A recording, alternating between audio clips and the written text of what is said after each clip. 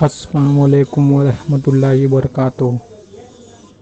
मैं मोहम्मद अक़दस भिवंडी से। हज़रत, मेरा सवाल ये है कि कोविड-19 के पेशेंट का इंतकाल हो जाए तो उन्हें गुस्ल किस तरीके से दिया जाए?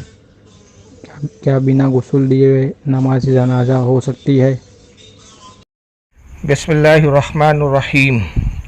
वालेकुम अस्सलाम वरहमतुल्लाहि ताला वबरकातुहू। मोहतरम, आपने दो सवाल किए हैं। पहला सवाल ये है कि कोविड-19 से अगर किसी मुसलमान का इंतकाल हो जाता है तो मैयत को फिर गुस्ल किस तरीके से दिया जाए, और दूसरा सवाल ये है कि क्या बग़ैर गुस्ल के नमाज जनाजा अगर पढ़ी गई तो क्या नमाज जनाजा सही होंगी।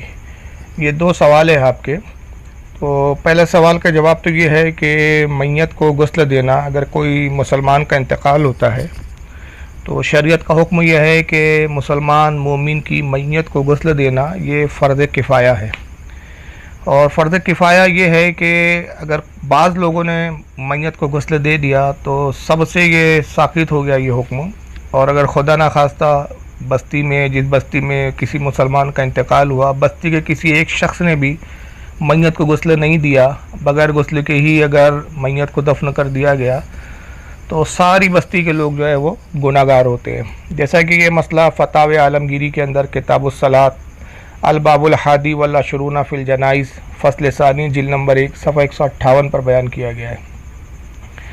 लेकिन अब यहाँ मामला ये है कि अभी कोविड-19 जो कोरोना वायरस है, जिसको अब कोविड-19 का जो है नाम दिया गया है, इसकी वबा इस वक्त पूरी दुनिया में फैली हुई है। पूरी दुनिया को इस वायरस ने अपनी चपेट में ले रखा है और नतीजे में यह है कि बहुत सारी अमवात हो रही है जिनमें मुसलमान भी मर रहे हैं। तो जहाँ तक मुसलमान की मैयत के गुस्ल का मामला है इस सूरत में, तो ये भी देखा जा रहा है कि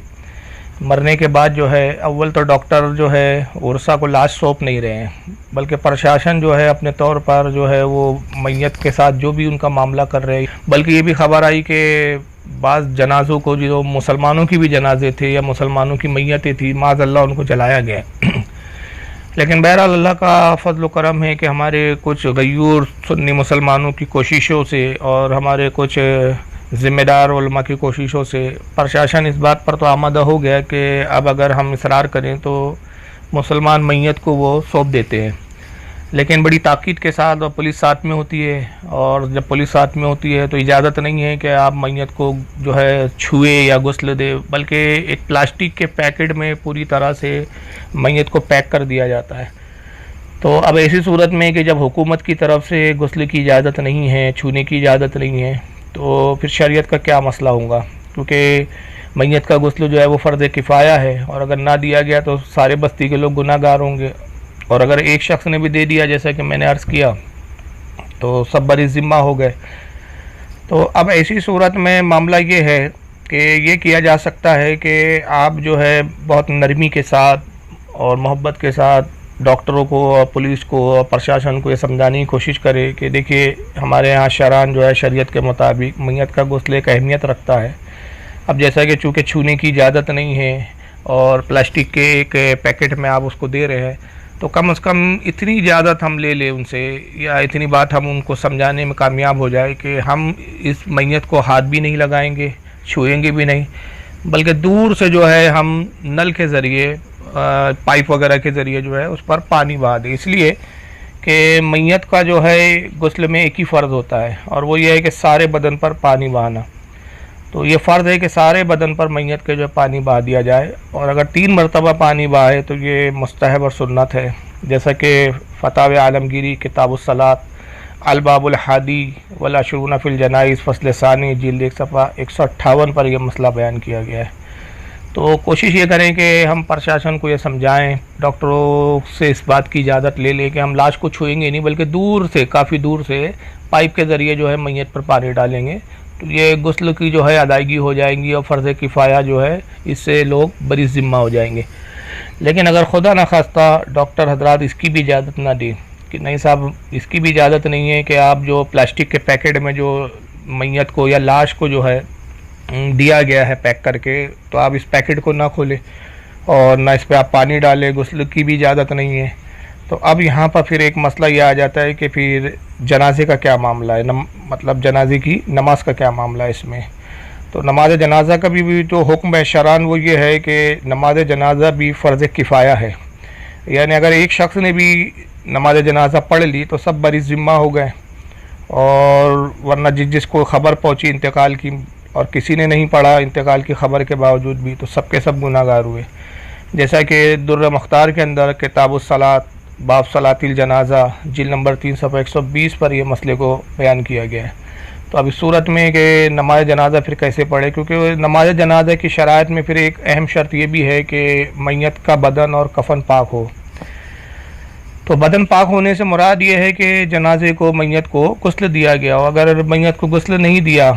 और अगर गुस्ल देना मुमकिन नहीं है तो फिर शरीयत का हुक्म यह है कि कम से कम तयम्मुम कराया जाए।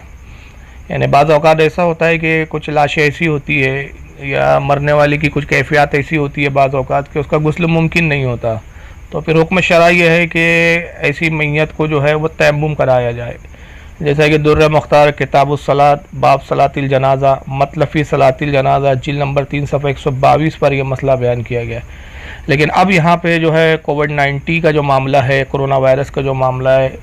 इसमें मरने वाले को तयम्मुम तो बहुत दूर की बात है, जब गुस्ल की इजाज़त नहीं अगर दी जा रही है, अगर गुस्ल की इजाज़त ना मिले, जबकि हम दूर से पानी डालने की बात कर रहे हैं, तो भी छूना और तयम्मुम कराना तो फिर बहुत दूर की बात है, ये तो बहुत बईद है। तो अब ऐसी सूरत में फिर क्या किया जाए, इसलिए कि ये उसूल जो ये मतलब शर्त है नमाज जनाजा की कि मैयत को गुस्ल दिया गया हो, बल्कि यहाँ तक रद्दुल मोहतार के अंदर किताबुस सलात बाब सलातिल जनाजा मतलब फ़ी सलातिल जनाजा जिल्द 3 सफ़ा 121 पर फरमाया गया कि अगर बग़ैर गुस्ल के नमाज़ पढ़ दी गई यानी मैयत को गुस्ल नहीं दिया और आपने नमाज़ पढ़ी उसकी, तो वो जनाजे की नमाज नहीं होंगी। हुक्म शरअ ये होगा कि पहले उसको गुस्ल दे और फिर नमाज जनाजा पढ़े। बल्कि यहाँ तक फरमाया गया कि अगर आपने मैयत को कब्र में रख दिया, बग़ैर गुस्ल के कब्र में मैयत को रख दिया, गुस्ल नहीं दिया और मैयत को कब्र में रख दिया आपने, तो अगर अभी मिट्टी नहीं डाली गई तो हुक्म ये है कि जो है लाश को यानी मैयत को बाहर निकाले, गुस्ल दे और फिर नमाज़ पढ़े। और अगर खुदा न खास्ता आपने बग़ैर गुस्ल के नमाज़ पढ़ ली थी तो भी हुक्म यह है कि अगर पढ़ ली तो बाद में फिर उसको फिर गुस्ल दे और फिर दोबारा नमाज़ पढ़े, कि वो नमाज जनाजा हुई नहीं। लेकिन अब यहाँ मामला ये है कि गुस्ल की इजाज़त अगर नहीं मिलती है और तयम्मुम की इजाज़त तो फिर बहुत दूर की बात है, तो अब इस सूरत में क्या किया जाए नमाज जनाजा, और जबकि फ़र्ज़ किफ़ाया है, अगर नहीं पढ़ी तो सबके सब गुनाहगार होंगे। तो फिर इसकी एक सूरत ये समझ में आती है, और ये मसला चूँकि रद्दुल मोहतार में है तो उसी पर इस्तिंबात करते हुए मैं ये हुक्म बयान कर रहा हूँ शरअ का, कि वो ये है कि एक मसला ये भी हमारे यहाँ फ़ुक़हा इकराम ने बयान किया है कि अगर किसी मैयत को कब्र में रख दिया गया और उसका गुस्ल नहीं हुआ था, बगैर गुस्ल के ही मैयत को कब्र में रख दिया गया और फिर कब्र बंद कर दी गई। हाँ, जब तक कब्र की अगर मिट्टी नहीं डाली गई तो हुक्म है कि लाश को निकाले और गुस्ल देकर नमाज जनाजा पढ़े। लेकिन ऐसा हुआ कि आपने बगैर गुस्ल के किसी मैयत को दफन कर दिया और दफन कर नमाज जनाजा हुई नहीं, इसको गुस्ल दिया नहीं गया और आपने दफन कर दिया, तो फिर उसकी कब्र पर जो है वो नमाज जनाजा पढ़ी जा सकती है। तो अब ऐसे हालात में चूँकि उज़्र है और मजबूरी है और प्रशासन की तरफ से इस मामले में अगर सख्ती होती है कि गुस्ल की इजाज़त नहीं मिलती है, तो फिर ये इस पर अमल किया जा सकता है कि आप मैयत को कब्र में डाल दे उसी तरह बगैर गुस्ल दिए हुए, और कब्र पर फिर जो है वो नमाज़ पढ़ ले। इसलिए कि पहले नमाज तो हुई नहीं थी, पहले नमाज तो हुई नहीं थी ना, क्योंकि गुस्ल ही नहीं दिया गया, और अब चूँकि दफन कर दिया और दफन के बाद तो गुस्ल वैसे ही नामुमकिन है, तो अब कब्र पे अगर नमाज पढ़ेंगे आप जनाजे की तो अब ये नमाज हो जाएंगी।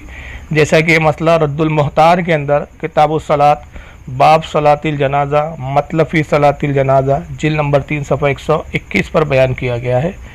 तो ये मैंने जो है आपके सवालों के जवाबात देने की कोशिश की है। उम्मीद है कि ये मेरे जवाबात इंदल्लाह दुरुस्त होंगे, बाकी अल्लाह रसूल बेहतर जानते हैं।